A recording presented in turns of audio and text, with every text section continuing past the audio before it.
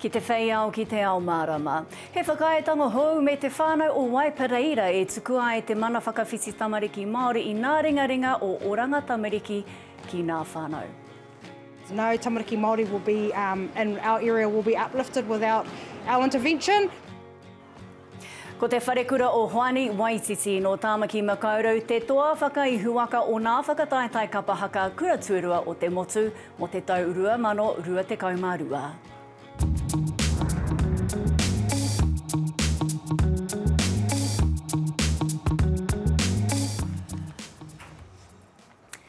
E te whakawhiti, e te whakaupono, rarau mai ki Te Ao Mārama. I raro i tētahi whakaaetanga mahitahi ki waena ia Oranga Tamariki me Te Whānau o Waipareira, ka whakamutu atu te huhuti tamaiti Māori i te uru o Tāmaki. He wāhana te kauenata nei o te rautaki whānui e tukua e te mana whakawhiti tamariki Māori i ngā ringaringa o Oranga Tamariki ki ngā iwi. He ai ki tēnei pūrongo a tumamau harawira, he timata noiho tēnei o tētahi hīkoi roa a ngā iwi i te uru o Tāmaki.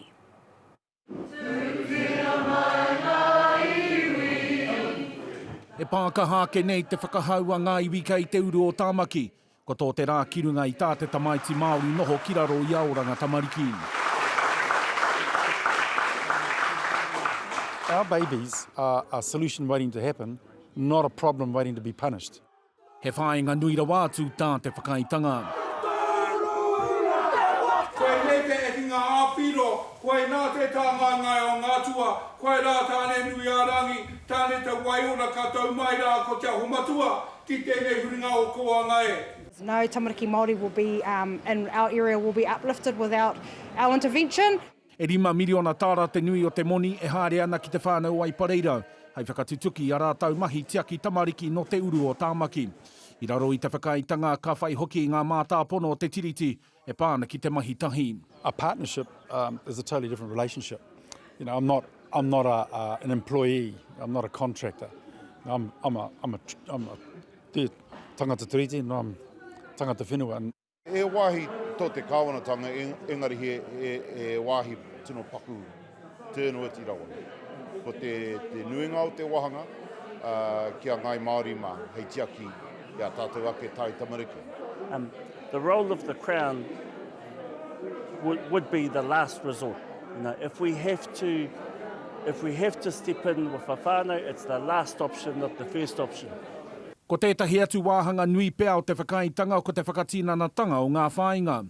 The outcome agreement is what are the logistics, what is the on-the-ground mahi that has to happen in order for the strategic partnership to come to life. So there will be things like working with sites on the ground, looking at uplift protocols, how Te Whānau Waipareira will be involved, where tamariki Māori are involved. Aka i te whakari te whakaitanga o Oranga Tamariki me etahi atu rōpū Māori i Tāmaki Makaurau.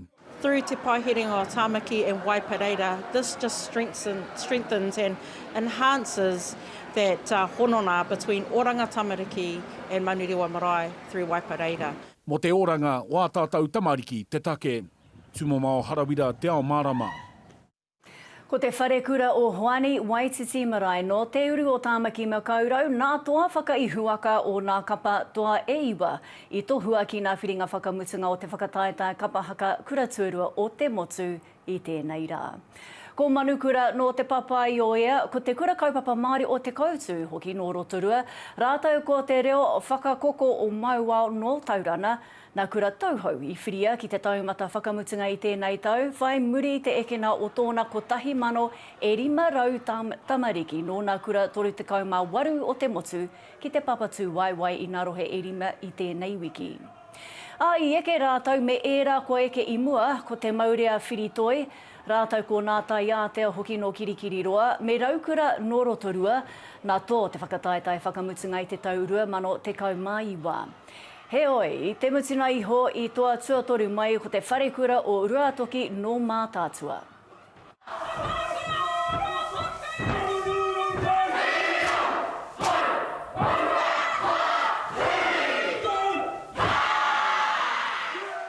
Ko te kapa i toa tuarua mai no te puku o Tāmaki Makaurau, ko ngā puna o Waiora.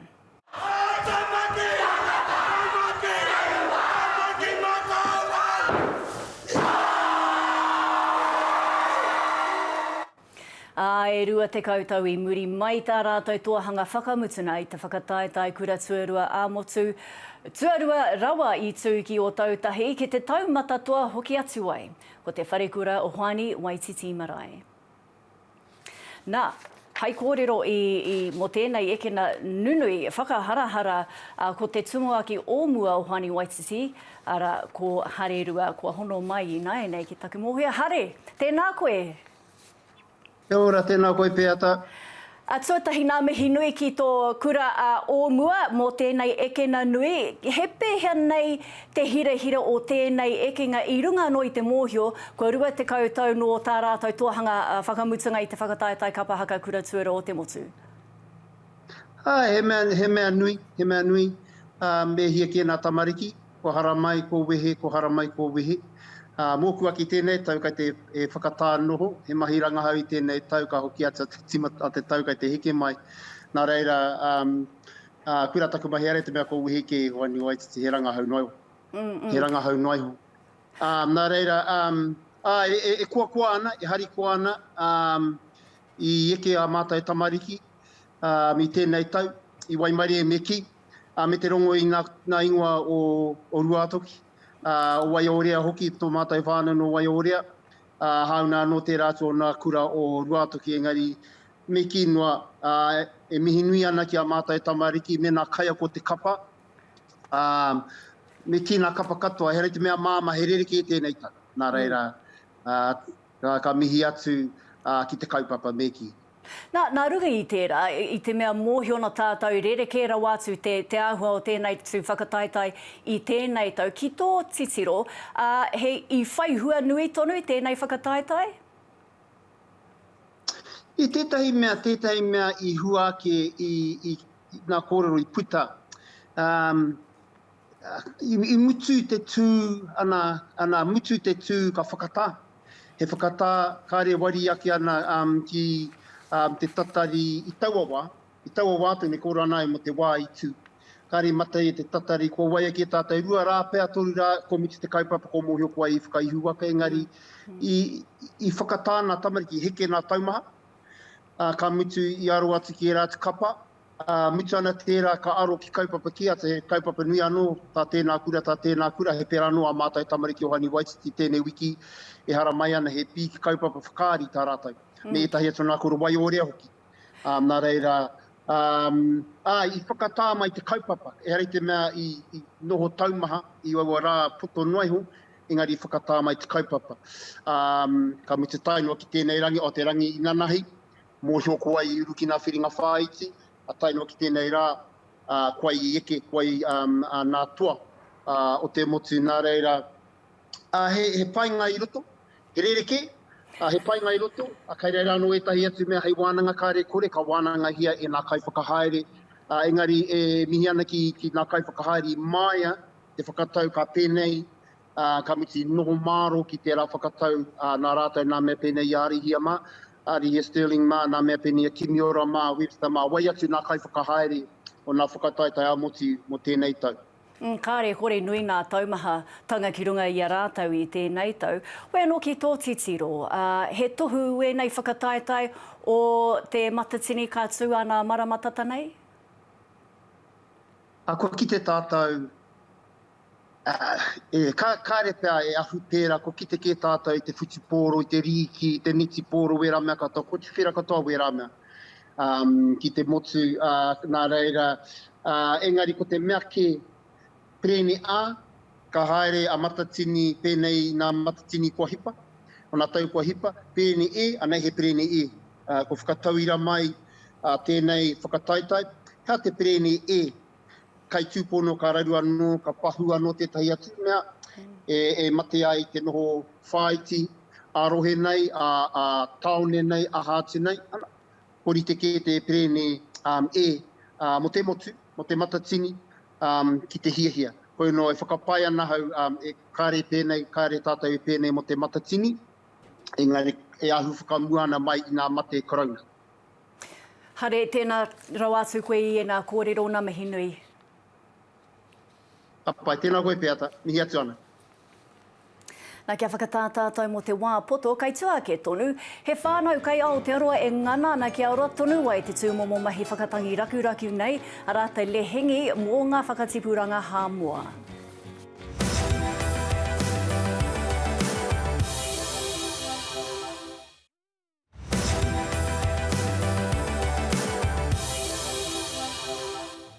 Hoki mai anō. He pūkenga hangarau mōhiohio Māori kai te haere ki tēnei māka ki te whakaatu atu i ngā mahiangai Māori i te ahumahi hangarau i konei. Ko li timu, te kai whakahaere o tana akepaki hi hangarau. Kai te ūkatoa te aro ki te whakarahi ake i ngā rangatahi Māori i te ao mahi hangarau. Nei muri whei. I nā te toko iti o ngai Māori i te ahumahi hangarau mōhiohio, e ai kia li timu, he pūkenga Māori i tauara ngai mahi. When you consider that the lack of Māori representation in tech is 4%, that's about 3,000 Māori working in IT. You know, it's not too bad. In hindsight, in reflection, we could do more to increase the membership, but I think where we're at the moment is a good start, and it's been very positive from the community itself, and I roam in this Māori tech ecosystem quite a bit just through a lot of the mahi that I do. Nā timutumu i waihanga te taupā ngā kōrero paki a matihuko tuatahi, e whakakitea ai ngā pūrākau i te wāhi tonu i ahu mai ai aua kōrero. Nāna hoki i whakatū te hui taumata hangarau a matihiko ko Māui hangarau, hei whakahauhau i ngā rangatahi ki ngā mahi hangarau pakihi hoki. It's really important to me for there to be visibility and representation for our people. If you can't see someone that's speaking at a conference like this or working in a big role for a big tech company, if you can't see yourself in those roles, in those jobs, and you can't see people just like you, then it's very difficult for you to make a connection into jobs and pathways in tech. That's a big conversation that we're having at the minute within our community, and it's certainly a big part of my motivation for doing the work I do, is to just show our rangatahi and also our people that they can do it too. Hei tērā wiki haere ai a timutumu ki Copenhagen i tēnei māka hei kai kōrero matua i Design Matters. He hui ngā mātanga i āta titiro ana ki ngā auahatanga hau me ngā tikanga hoahoa o te ao hangarau. One of the things that I've committed to in terms of this conference is I get a speaker fee, but I'm going to put that speaker fee into a kete or putia, if you would like, under Te Matarau banner to support the next generation. So support rangatahi that might be wanting to attend a conference of this type, or just to go towards travel costs, because that's probably the biggest cost for anyone that's wanting to do this thing. So it's about supporting the next generation as well within this mahi. Muri whei, Te Ao Mārama. Ko te kura kaupapa Māori o Ruamata kai te whakataetae i tētahi tōna mana haupoi tike rawa, mana kura tuarua e kia nei ko te ipu Rankin. Na koe nei te wā tuatahi ko eke tētahi kura Māori ki tēnei taumata. Hei kōrero i tēnei eke na whakahirahira nei, ko hono mai tō rātou kaiako tēnā rangitauira. Kia ora te ngā? Tēnā koe peata. E hoa e pēhea nei te hiranga o tēnei eke ngā Ruamata ki te ipu Rankin. Me pēhea nei au e kore e mihi tuatahi ki te kura kaupapa Māori o Hoani Waititi eke i ngā whakataetae kura tuarua kapahaka o te motu. Ko rātou ngā tuakana o te kura kaupapa Māori nā reira e tika ana kia mihi a rātou e hau. Hoki mai ana ki tō pātai e whakahirahira ai tēnei eke ngā arua mata ki te Rankin Cup a te rātou. Nā te mea koe nei te wā tuatahi, ko eke mātou ki tēnei taumata, o tira tētahi kura Māori, ki tēnei taumata i ngā tau toru tekau ko tākaro haupoi mātou. Nā he hākina matua te haupoi ki Ruamata, he hai? Me ua ka hau atu tētahi kura hou ki tēnei taumata tākaro ai. I te nuinga o te wā, tau atu tau mai ko ngā kura nunui, ko ngā kura whairawa, kei te tākaro nui hoki tēnei taumata. Nā te mea kei rātou, te puna kai tākaro ākonga ki te hei tākaro mō rātou tīma, me te pūtea ki te utu i ngā kaiako tohunga, ki te hoko anō hoki i ngā kai tākaro mai rohe ke, mai i tā wāhi anō hoki. Nā reira, anei mātou, rua mata, toru tekau noiho ngā ākonga taitama o te Wharekura, e haere atu ana ki te mura o te ahi, ki te hai kupenga, ki te whakatutu puehu, a waikahua waikatohu ka pēhea mātou haere a tērā tau. Ka ki te ake. Nā kakaha karawhiu koutou i te reo Māori i runga i te papatākoro a haupoi. Kai te aro pēhea te hapori haupoi ki tā koutou whakamahi i te reo? Ai, ko tōna ngāwari mai rātou ki te whakamahinga o te reo. He mahi nui nā o mātou whaia, a tākuta Kathy Dews, a Renee Wright, tērā momo tangata, te tokatū moana, whakaneke, whakanukunuku maunga. Nā a rātou mahi i āhua ngāwari ake te hapori haupoi ki te whakamahinga o te reo Māori. Ana ko te nuinga o ngā rohe i nāia nei o Aotearoa, kua whai koha mai ki te whakamahinga o te reo Māori. Engari tērā etahi tangata kaikiri, ana i moheo ana tāua tētaia o rātou whakaaro te panoni. Nā reira, ko tā mātou, e kau e tonu i ngā mātāpono o te aho matua o te kura kaupapa Māori, ke whakamahia te reo o te ao Aotepo, puta no atu i ngā pakitara o te kura. Kia rongo ai i te ātāhua, ana mā te wā ko mātou o tāua mokopuna pea ira kua rangi whāwha te whakamahi o te reo e ngai Māori, e ngai Pākehā no hoki. Pēa ki te taha ki ngā aramahi mā ngā rangatahi, ki o whakaaro me whai wāhinui te haupoi ki ētahi atu kura Māori? He hakina ki ngā ua te haupoi, e ai ki ngā tohunga, koenei te hakina ki ngā mā te tangata ata mai. Nā reira, ka ua, ka roa kia eke ai tētahi atu kura. Heoi, kei roto i a mātou o te rohe o Waiariki ētahi atu kura kaupapa e kaha tākaro haupoi ana. Nā reira, kua maringa nui tēnei rohe i te tākaro a te toko maha o ngai Māori tēnei hakina kina. Engari ko te mea ke peata, kei a tātou te iwi Māori tētahi pitomata, tētahi ira, kaore, i era atu iwi. Ana ko tērā pitomata, ko te ira atua, kei roto i a tātou a tūmātau e ngā te toa. Kei roto i a tātou a tāne māhuta te kai whakaaro rautaki. Nā reira, ki te āta poipoia e tātou ngā tamariki Māori i ngā hākina kina aha koa te aha, ka tino eke. He rereke, kioku whakaaro he rereke te tamaiti Māori ki era atu iwi. Ana koenei tētahi o ngā take kioku whakaaro, kaore ngā tīma haupoi o Aotearoa i te tino meke, nā te mea te kitea o me uaua rānei ka kitea te Māori i reira. Hoi anō, ko tātou hoki te e raru ana, te raru, ko tātou te iwi Māori. Nā reira, mā te mahi tahi pia, e eke. Rau e nā whakaaro, tenga rangi tauira, kāre ārika nei te mihi, hoa kanui hoki te mihi ki tau nā kapa haupoi? Kia ora, tēnā koe piata. Nā, he rangi autaia tō te rangi rakuraku hāmoa e lēngi o le waweao. He rangi i takia mai i tērā rautau no te taina atu o Pākehā me wā rātau rangi rakuraku ki hāmoa. He momo rangi kai te whakaakohia e tētahi whānau hāmoa ki Aotearoa nei, kia kore ai e memeha noa. Anei te pūrongo a Michael Cugley o Te Rito. He momo whakatangitangi kūtā nā te iwi o hāmoa. Te lēngi, ka huri te tangi o ngā aho ki te orosi. Like on the standard key, just from my experience, on the standing key, everything that I play is not, I don't connect with it. So I like it. So I can play, I don't know, R&B, like there's jazz I can play, there's rock music I can play. There's different genres that I'll play, but I don't connect to it. I just listen to it because I like it. But with the ingi, when I play it and I hear the tuning, there's an emotional attachment. There's a cultural attachment, and there's an attachment to my family as well.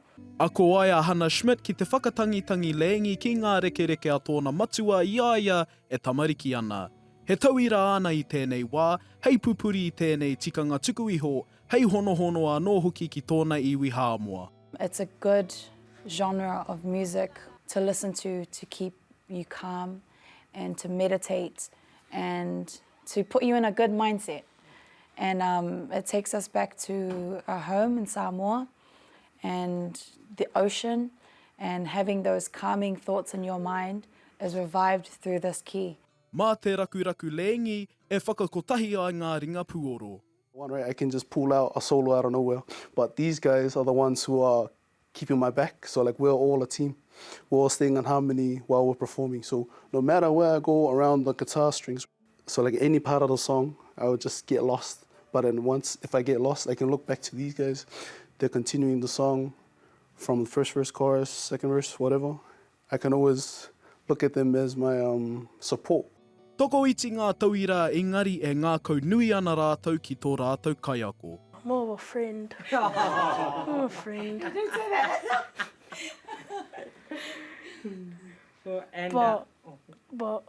Yeah, it's very, very good. He wawata no Te Whānau Schmidt kia ako ngā reanga katoa I te lēngi, me tōna hitori kia ora tonu ai tēnei tikanga tuku iho, me tōna noho ki roto I te ahurea hāmoa. Michael Cugley, Te Ao Mārama. Tēnā tonu mai, taihua ke nei ko nā tohu huarere me tētahi waiata nāna toa whakaihuwaka nā Hoani Waititi.